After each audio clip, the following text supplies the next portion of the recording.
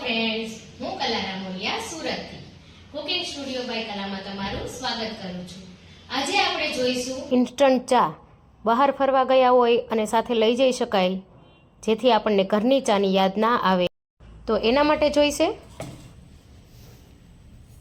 અડધી વાટકી ચા પત્તી, 1 વાટકી ખાંડ,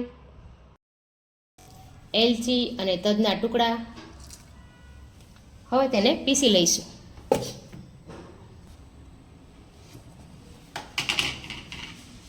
તો સરસ મજાનું પીસાઈ ગયું છે. તો હવે આપણે તેને ચાળી લઈશું. તૈયાર થઈ ગયું છે. તો આપણે ચાળી લઈએ એટલે તેમાં 2 વાટકી જેટલો મિલ્ક પાવડર બધું મિક્સ કરી લઈશું. હવે 1 કપ જેટલું ઉકળતું પાણી લેવાનું છે.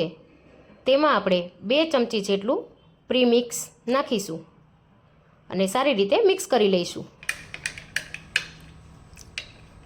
હવે સારી રીતે મિક્સ કર્યા પછી 2 મિનિટ આપણે એમનેમ રાખીશું, જેથી જે ચા પત્તીનો પાવડર હશે તે નીચે બેસી જશે અને ઉપર આપણી ચા ખૂબ જ સરસ એવી તૈયાર થઈ જશે.